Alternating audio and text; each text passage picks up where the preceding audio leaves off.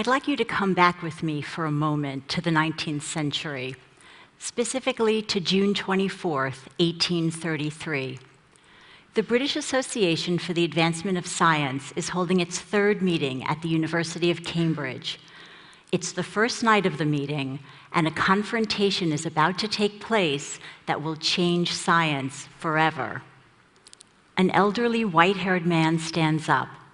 The members of the association are shocked to realize that it's the poet, Samuel Taylor Coleridge, who hadn't even left his house in years until that day.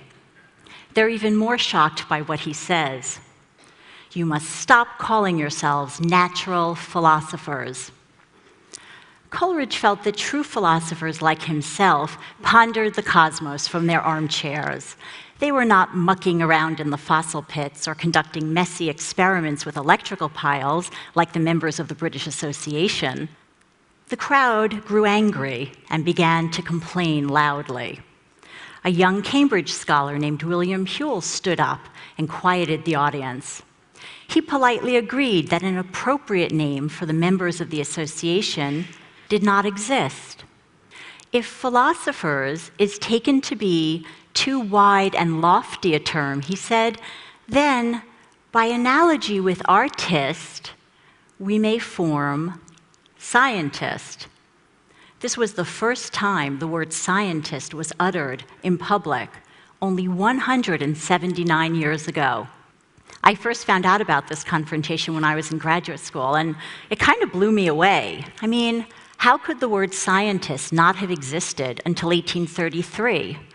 What were scientists called before? What had changed to make a new name necessary precisely at that moment?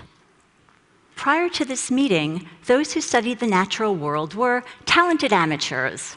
Think of the country clergyman or squire collecting his beetles or fossils, like Charles Darwin, for example.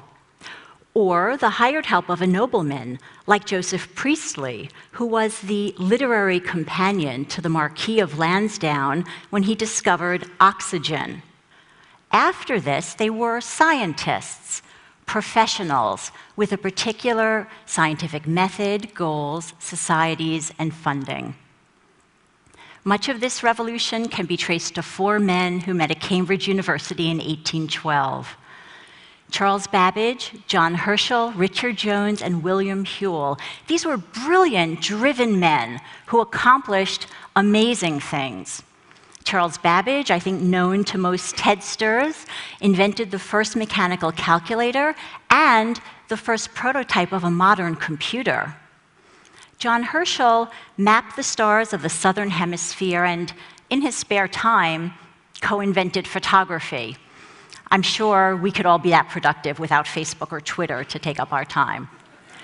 Richard Jones became an important economist who later influenced Karl Marx.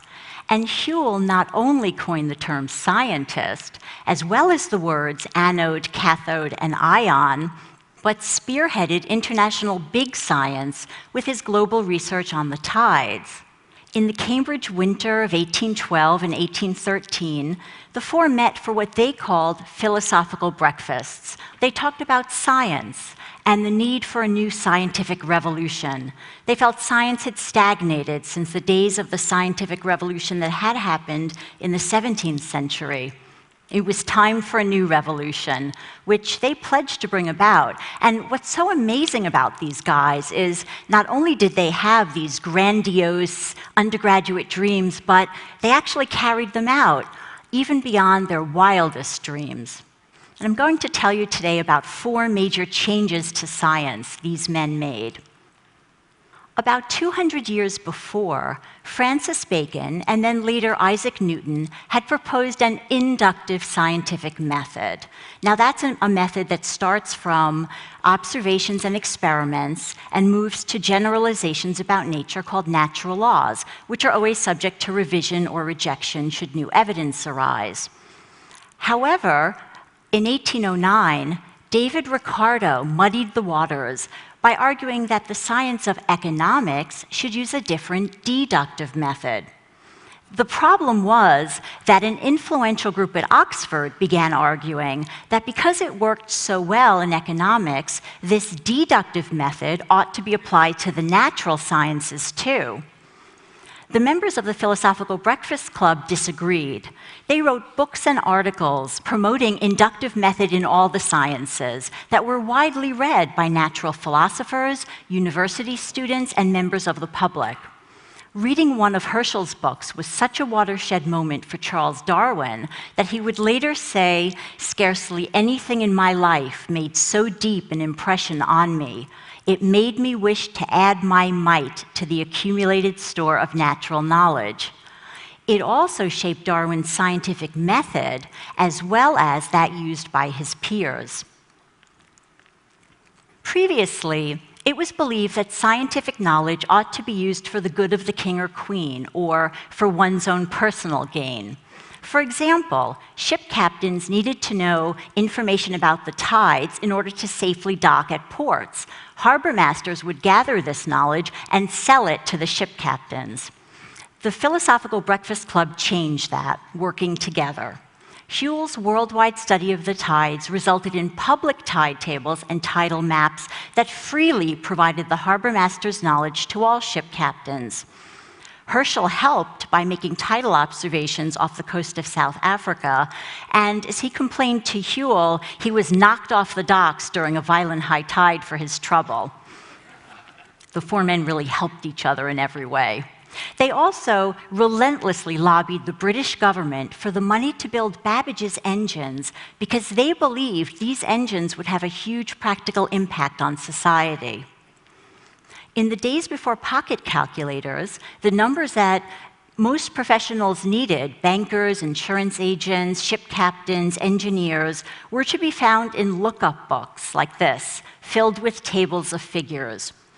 These tables were calculated using a fixed procedure over and over by part-time workers known as, and this is amazing, computers.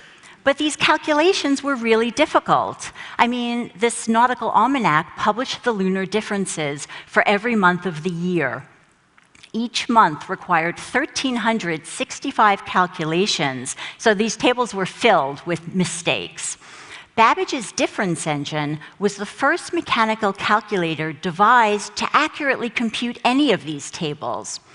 2 models of his engine were built in the last 20 years by a team from the Science Museum of London using his own plans. This is the one now at the Computer History Museum in California. And it calculates accurately. It actually works. Later, Babbage's analytical engine was the first mechanical computer in the modern sense. It had a separate memory and central processor. It was capable of iteration, conditional branching, and parallel processing, and it was programmable using punched cards, an idea Babbage took from Jacquard's loom. Tragically, Babbage's engines never were built in his day because most people thought that non-human computers would have no usefulness for the public. Founded in Bacon's time, the Royal Society of London was the foremost scientific society in England, and even in the rest of the world. By the 19th century, it had become a kind of gentleman's club, populated mainly by antiquarians, literary men, and the nobility. The members of the Philosophical Breakfast Club helped form a number of new scientific societies, including the British Association. These new societies required that members be active researchers publishing their results. They reinstated the tradition of the Q&A after scientific papers were read, which had been discontinued by the Royal Society as being ungentlemanly. And for the first time, they gave women a foot in the door of science. Members were encouraged to bring their wives, daughters, and sisters to the meetings of the British Association. And while the women were expected to attend only the public lectures and the social events, like this one, they began to infiltrate the scientific sessions as well. The British Association would later be the first of the major national science organizations in the world to admit women as full members. Up to the 19th century, natural philosophers were expected to pay for their own equipment and supplies. Occasionally, there were prizes, such as that given to John Harrison in the 18th century for solving the so-called longitude problem. But prizes were only given after the fact, when they were given at all. On the advice of the Philosophical Breakfast Club, the British Association began to use the extra money generated by its meetings to give grants for research in astronomy, the tides, fossil fish, shipbuilding, and many other areas. These grants not only allowed less wealthy men to conduct research, but they also encouraged thinking outside the box, rather than just trying to solve one preset question. Eventually, the Royal Society and the scientific societies of other countries followed suit, and this has become, fortunately, it's become a major part of the scientific landscape today. So, the Philosophical Breakfast Club helped invent the modern scientist. That's the heroic part of their story. There's a flip side as well. They did not foresee at least one consequence of their revolution. They would have been deeply dismayed by today's disjunction between science and the rest of culture. It's shocking to realize that only 28% of American adults have even a very basic level of science literacy. And this was tested by asking simple questions like, did humans and dinosaurs inhabit the Earth at the same time? And what proportion of the Earth is covered in water? Once scientists became members of a professional group, they were slowly walled off from the rest of us. This is the unintended consequence of the revolution that started with our four friends. Charles Darwin said, "I sometimes think that general and popular treatises are almost as important for the progress of science as original work. In fact, Origin of Species was written for a general and popular audience and was widely read when it first appeared." Darwin knew what we seem to have forgotten, that science is not only for scientists. Thank you.